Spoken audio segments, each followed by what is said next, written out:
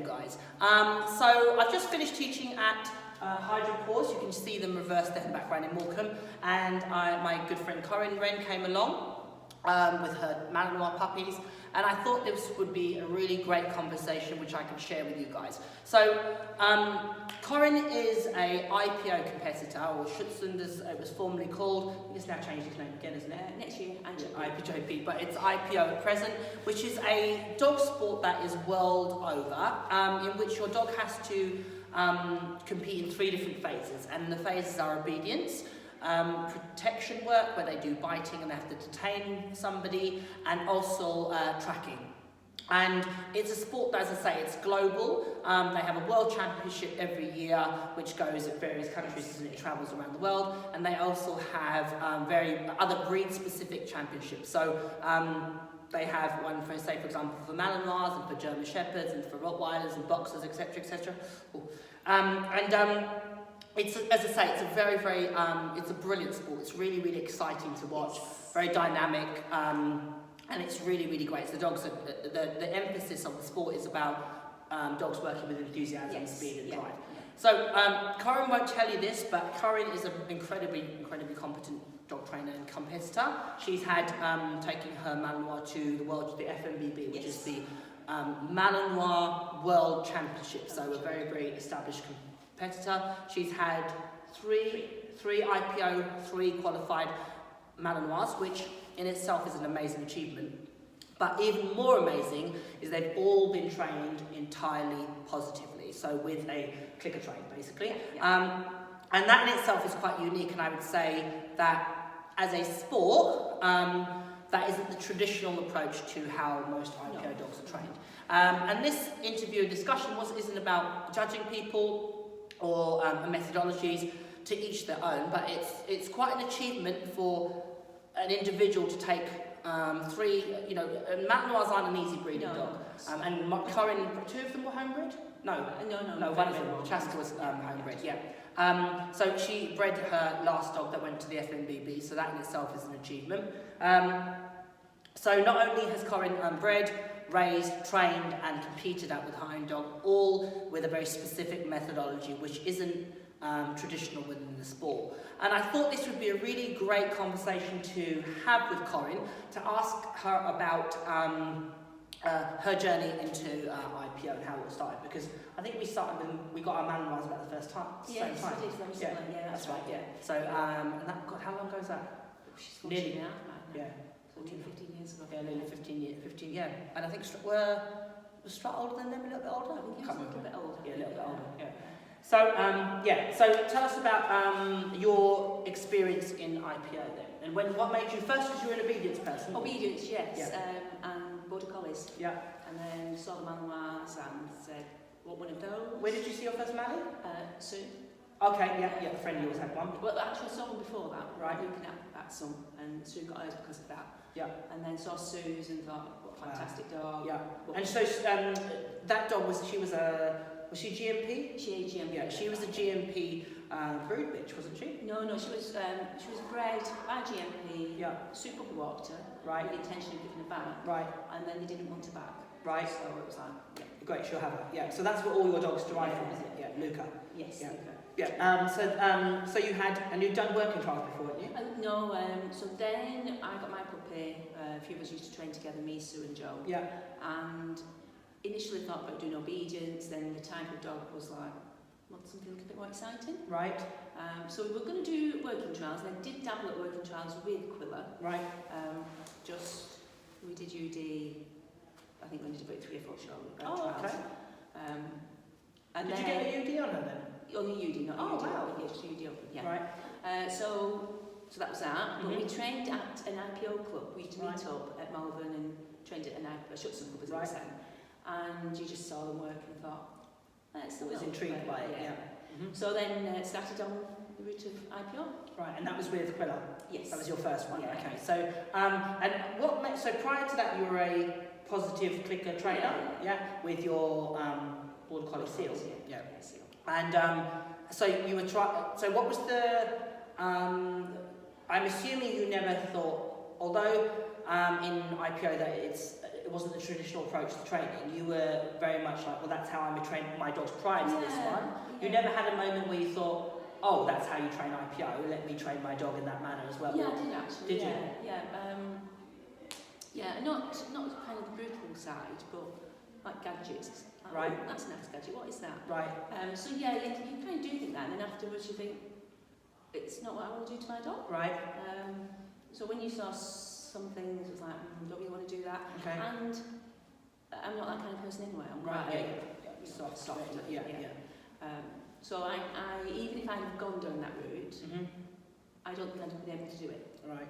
But it's not what I would want to do to my dog anyway. Yeah. I wouldn't want to put a pinch on him, or electric or anything like that. So. Yeah. And that's quite, I have to say, again, it's not about judging people, and we're not going to get into the politics of e-collars and pinch collars. It's more that when you're in a sport that is the approach to training the dogs for that, or when you're everybody around you is saying to train dogs or to do one thing, it takes a real strength of character to be able to step away and go against the grain. Yeah. And that's very much what you did. I did. I think I was lucky in the fact that there was 3 of us. Okay.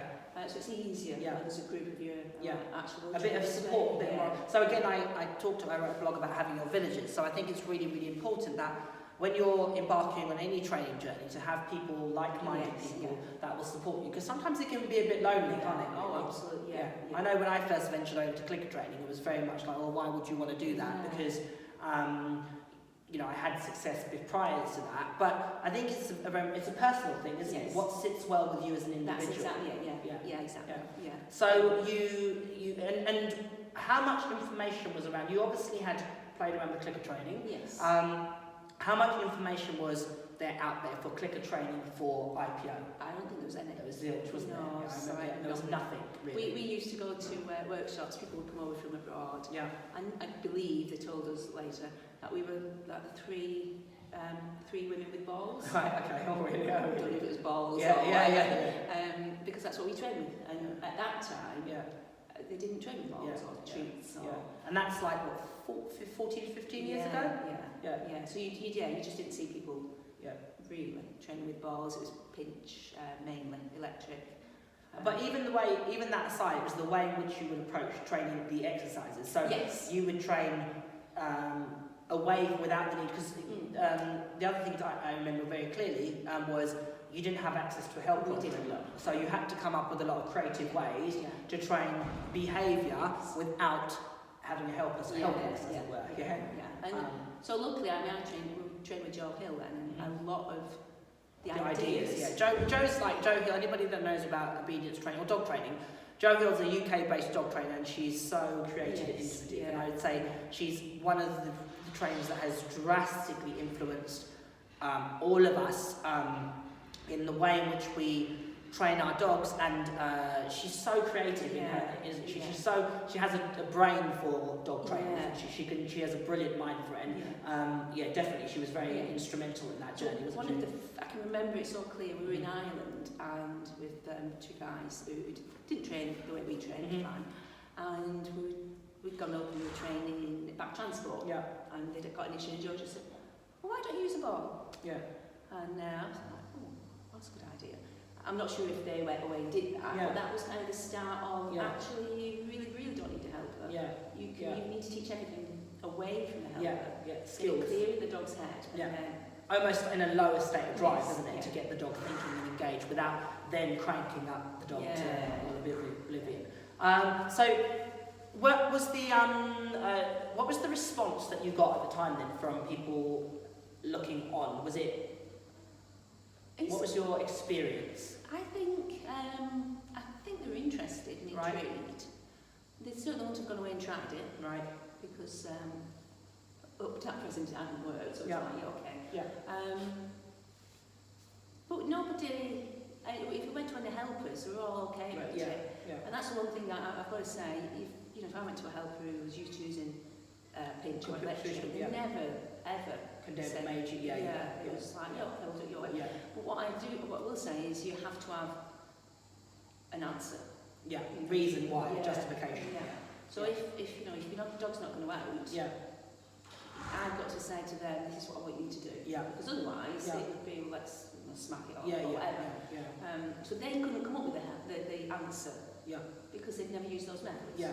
Yeah. So that in itself was a bit of a challenge to start thinking about things. Did you ever get any backlash from the sport itself, from people within the sport though? No. No, really? No, yeah. That's pretty impressive, Yeah. really. That says a lot for the people within. Everyone was Yeah. like, oh yeah, go along with it. Yeah. Everyone was Yeah, supportive of it, absolutely, yeah. So, how about when you actually started competing? What was your experience of it? I'm assuming your first foray into clicker training with Quilla has evolved from her to Chaska. Yeah. So what has been your big things that you go, if I had my time again, what would you say you've learnt from that experience? Oh, I don't know. I'm trying to think. Because I would say, as a trainer, I think you've evolved a lot. Yes. You're much more confident now in your minds, and you're like. Yeah. But do you think that was just a case of you? It was uncharted waters. Yeah, I think more recently, I think people have come to me. Yeah. For advice. Yeah. So now I've got to think about things. Yes.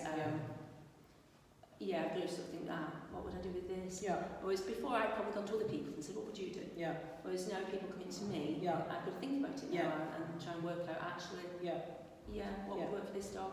Yeah. So what would you say is there anything that you've changed from Quilla to Chaska in terms of your training? I mean, different dogs. Yeah. So Quilla's a lot stronger. Yeah. A lot more up for it. And I probably didn't have as good a foundation with her. Oh really? Yeah. And I think... Is that, do you think, because you were a little bit uncertain of what you would do with it? Okay. Yeah. Whereas with your dog subsequently, you've been very clear. I'm going to do IPO. I also think, as well with Quilla, I went training with other people and I'd go to workshops like what you've done. Yeah. And people would say, do this or they do that. So that's what I did with Chaska. I'd kind of gone away and done it myself. Yeah. I had to really think about what I'm doing. Yeah. Whereas before, I think everyone else did the thinking for me. Yeah, and then you've come to workshops to get, I'm working on this, what's your input? As I'm as like I get that, absolutely, yeah. So, with, say, Chaska, for example, what would you say is the biggest advantage of training a dog via this methodology? What would you say? It's a hard one to say because you haven't trained it alternatively, you don't know in comparison. Yeah. But what would you say is the thing that makes you almost go, do you know what, I can see the benefit. I know exactly, so when she hits a fault, a mistake, I think it's easier to go back to the foundation. Right.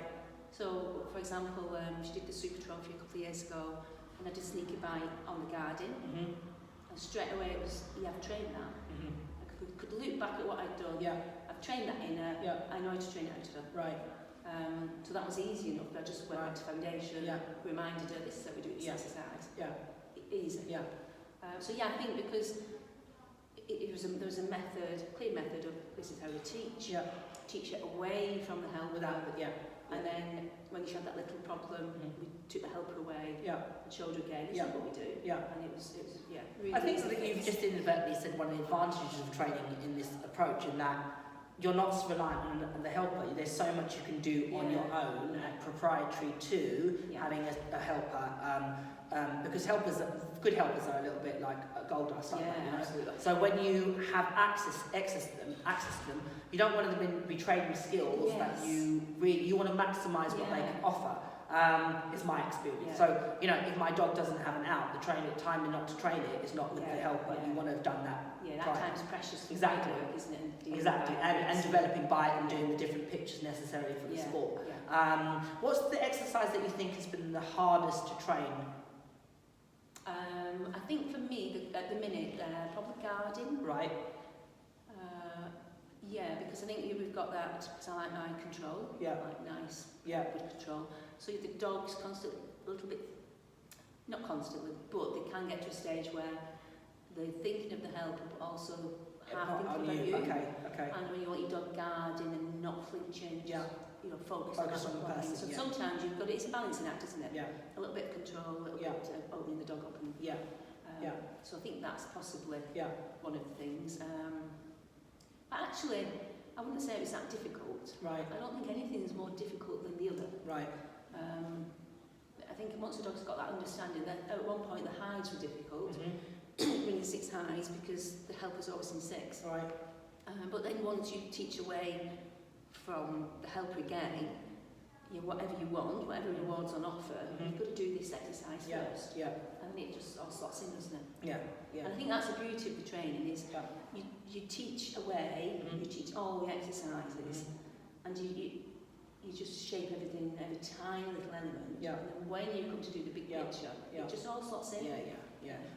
I know we've discussed a little bit, and I think when we've had conversations a few years ago, we've discussed about reward-specific markers. Yes. Have you introduced them? So one of the things, sorry, just before we go into the conversation one of the things that I introduced with my dogs a few years ago now was location-specific markers or reward-specific markers. The marker tells the dog how the reinforcement is going to come to them.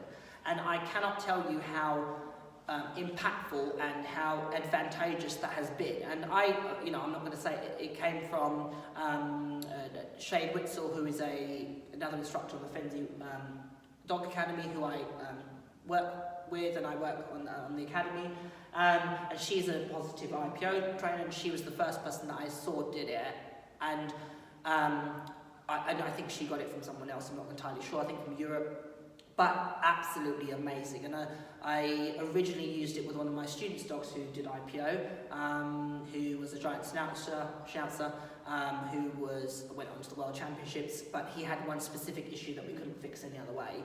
And we introduced a reward-specific marker, and it was instantaneous. It was just made it clearer. You've started dabbling with them, and what's your experience then? Yeah. Well, so we did a few years ago. Me and Rachel did use her dog was crabbing in obedient, not crabbing, so it was forward. So we actually did introduce it a few years ago with a feed behind.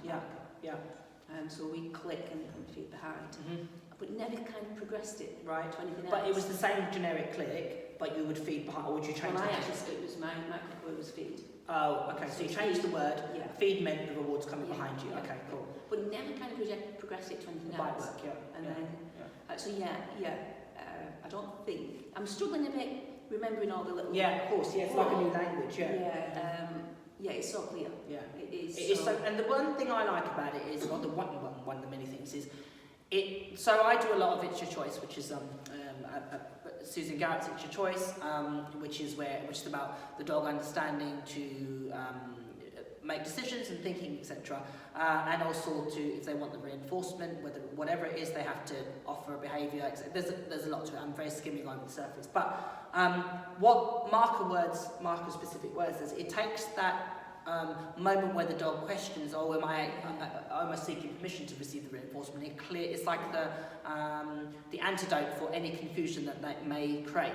And for a sport which requires dynamic speed and motion and fast, so agility dogs, I would absolutely advocate anybody that does agility teach reward specific markers, because it will absolutely change the way in which your dogs run. It will stop them questioning you, and I'd say for dogs that do bite work, it very much clears up to the dog the confusion that a generic clicker word can it's just so clear. So if your helper is there and you want to do obedience and make a click for a ball, it's very clear. Yeah, it says to the dog that now is our play, your reinforcement is coming from me for food.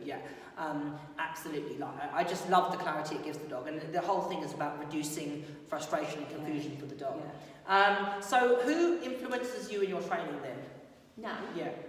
Oh, that's a good one. Because you're always, what I like about Corinne is Corinne's never she's never so arrogant as to say, she's always learning, she's always willing to learn. So which I think is, for somebody who's so established and so successful, I think it's fantastic. So anybody that you've got? I'm kind of at the minute. Yeah. So I've got the traditional people that like going to you and Joe. Yeah. And I'm also enjoying a little bit more science. Right. So like Joe Rosie. Yeah. Joe Rosie Haffenden, Yeah, so talking to her, I know her as a friend, and talking to her, I love...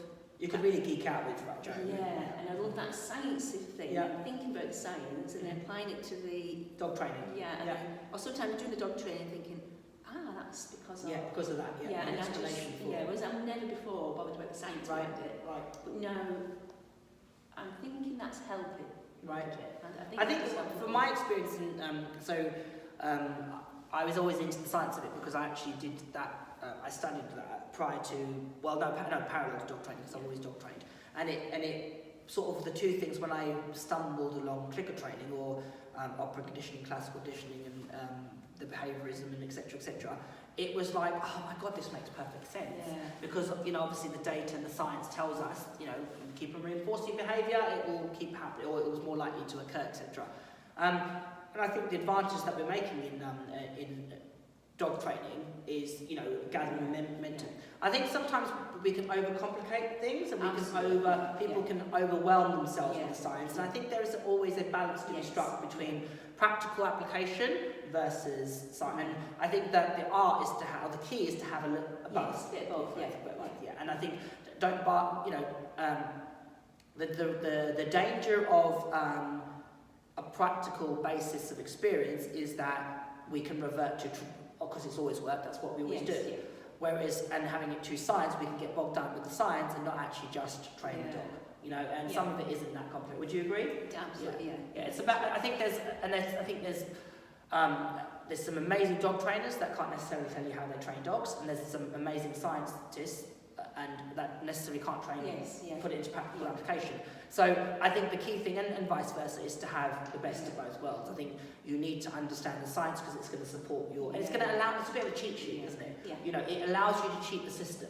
Yes. Yeah, and it allows you to go, I know that if I do X, it's going to equal Y, so to speak. And I think with one of my pups, because away from the sport training, she's had other issues. So understanding why and what was sparking those little issues did help me to overcome her problems. It really helped me. Yeah.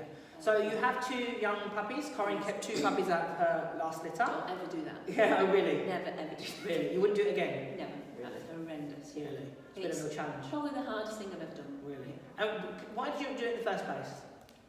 So, so the puppy was due to go somewhere. Right. She was, person was going to have her. Yeah.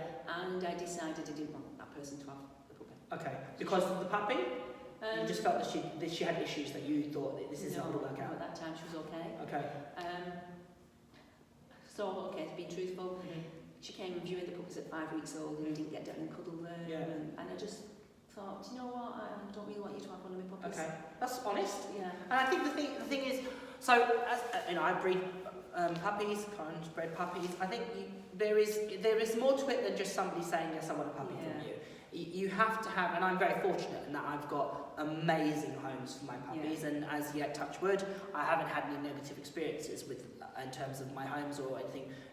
You have had a couple of issues with puppies, and I think, to be fair to Corinne, that's because Malinois aren't a straightforward breed dog. They're a much more contentious, volatile breed dog. And I think that with that type of dog, you have to be ultra careful because I don't know. I know when I was looking for Strut, I don't know if this is the same when you first had Quilla. You could not get a Malinois working on for love of money. They were like, where is rocking horse? Absolutely, what would you say? But they were just, nobody had them, did they? Not working Malinois. No, nobody. And then now you're seeing them crop up in Rescue, Battersea. And for me who love them, I think that's so sad. It's awful, I do. Yeah. Which is why you have to be so cautious about the homes that they go to. And then, this one, when she was a little bit older and then she started getting issues, and I was looking for a home for her, I kind of thought, I can't let her go because she'll come back. Yeah. She too many issues. Yeah. And you can't, the people who were going to have her, they wanted a nice dog. Yeah. They wanted a nice dog that they could go and train. Yeah. And she got issues, and for me to say, take her, it's not fair, is it? Yeah. But she's overcome them. She's. Yeah, and I'd say, to be fair, a lot of the issues are just standard Malinois behaviours, aren't they? They're not like she's just a normal Malinois. Unfortunately, a normal Malinois can get really, really problematic, really, really, really quickly because they just aren't dealt with properly, or they can be dealt with inappropriately, they don't have enough stimulation, or they don't have enough clarity, or whatever the case may be, it very quickly you can have this absolute mess, can't you? And keeping two made it worse. Yeah, really. Yeah, really, because really. yeah. So it's been a challenge, but you're challenged that you were coming through. Yes, Yeah. just. Yeah. Yeah. You see the crazy. yeah, you've aged, yeah. Corinne's only 25 by the way, the puppies. So, but joking aside, do you feel that it's turning a corner? Absolutely, yeah. And are you pleased with them both? Super puppies. Yeah, they are super puppies, yeah. Totally different. Right. Really, really different. Challenging, but yeah, they're just little dream dogs. Really, yeah, you're really pleased. I mean, one of them is really, really, you show her something, she's like, yeah, I can do that. Yeah. And the other one's like, not the same, but just real, I think she's quite strong. Right. And I could just see her going forward and really enjoying her. Yeah. I think she'll be a bit of a challenge. In the control. Yes, yeah, really. Yeah. So they both have their strength, and that's every dog, isn't it, really? So what keeps you motivated in the sport then? What keeps you wanting to do? Because you've now had, this will be your third IPO dog. What keeps you motivated to keep going then? I think there's still a lot of people out there who think you can't do it. So for Chaska, for example, she's a nice, sweet little girl. Yeah. She's lovely. She's not as high as the pups, not as high drive, not as strong. So I think people probably say, oh yeah, you've done it, but Chaska's not a strong dog. Right. Which is often the statement that's made for dogs that are trained with a positive method. Yeah. And sometimes I think positive dog. methods make that dog a bit softer. Yeah. Or they can do. Yeah. So would you say it's softer? I think so. My experience is in having coached people with, I think that makes them more receptive. So the dog, and I think that often a dog that has confusion, or whether it's the training methodology or the training itself, tends to appear as, certainly with that type of dog, high. So it appears the dog's in drive, when actually it's actually signs of stress and a lack of clarity. Whereas a dog that's trained with clarity and whether it's reinforcement or not, but clarity, I think they appear not so hectic. I think actually that's, you're probably right there, especially with her, because there is a strength about her that a lot of people haven't seen. But yeah, because she, like you said, so clear, and this is, control used to be fantastic. And I think people do see that as a softer dog, easier. Because she's definitely not weak, is she? No. And she's definitely got stronger. She's got. And do you think she's improved since she's had the puppies? Absolutely. I never believed that. People used to say, "Oh, she gets stronger." Yeah. And now she's. Because she was actually quite softy as a baby, a bit weak, and then each time I've seen her, she's just got stronger and stronger and stronger and stronger. And now she's really strong. Yeah. And the helpers she's worked on when she went to the FMBB were real tough helpers. Yeah. And it was that's fine. I can do that. But do you think that's because her confidence has been kept intact and you've nurtured that within her? Yeah, possibly. Possibly. But I did work on strong helpers. Right. Initially, or that was when done? I'm assuming you did that at the time when she was ready. Well, without knowing it, the helper she initially worked on, which was Saul, and he could be quite a strong helper. Right. So I think she always had that. Right. So she become accustomed to it. Okay. Cool. So. If anybody starting out there in a sport that, where you maybe, or anybody going against the grain, okay, and daring to tread a different path, what would you say to them, having walked the walk and now talked the talk? Foundations. Yeah. Get your foundations, and don't worry about the bike. If you've got a dog bred for the sport, don't worry about the bike work. Yeah. If you've got a dog that's got a perfect bite, it's got a perfect bite. Yeah. You're not going to make it better, more perfect, but you could make it worse. Yeah. And also you need the control, so put your control on, do all of the basics, all your foundation work, and don't worry about your bike work. And then it's difficult because if you've never done the sport, you don't know a good training helper from a not as good training helper. But ask, and ask, and my experience is go and watch first. Yes. And observe and see if you think, yes, this is beneficial. Yeah. I know with Punch, I was very, very guarded about what, and I would deliberately downplay the dog's exposure. So I would say, oh, this is only his very in his infant stages, so that they didn't then test him. They trained him, and they was a bit more protective of what he. So I made the point of going to lots of different helpers that one had come recommended, two I'd seen work before, or I trusted who recommended them, and I downplayed the dog's experience, so they tended to be a bit cautious. Yeah. Aside from IPO specifically, what would you say to anybody that was just embarking on reinforcement-based dog training, that it was either a new thing and it was a, as I said, they're treading a different path. Having been in that experience, what would you say would be the things? One was surrounded himself by the right people. Yes, yeah. And I think sometimes people frightened of getting it wrong, so they don't do anything. Yeah. And that's a good one. Yeah, you just don't be afraid to try. Yeah, just get on with it. Yeah, because it is, isn't it? You're sort of frightened of, oh, don't the teachers might get it wrong, so you never move forward and don't get left in this sort of limbo. Yeah. No, good. Okay, thank you very much, Corinne. Corinne, as I explained, as I said at the beginning of the session, she's an incredibly competent, she's an excellent dog trainer. We banter about it, but she's an excellent dog trainer. And she has a wealth of experience in a sport that is incredibly dynamic, incredibly engaging, and incredibly entertaining to watch.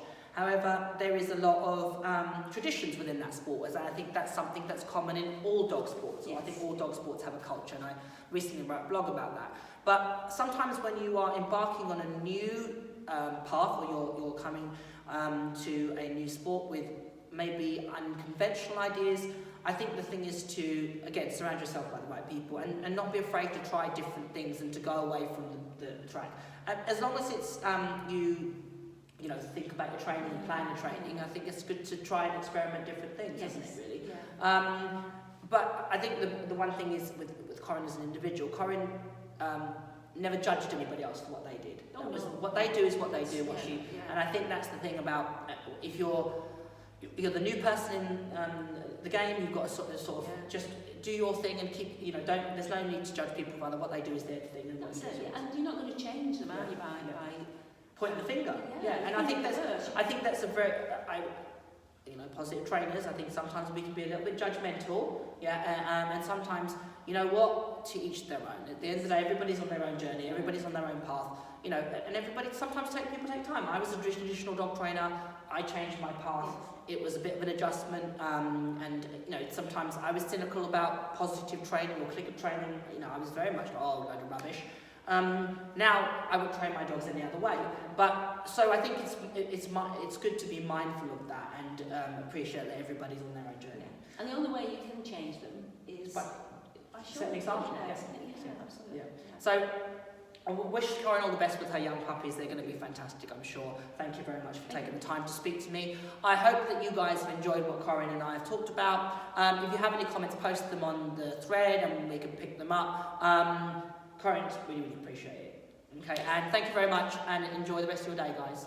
Bye.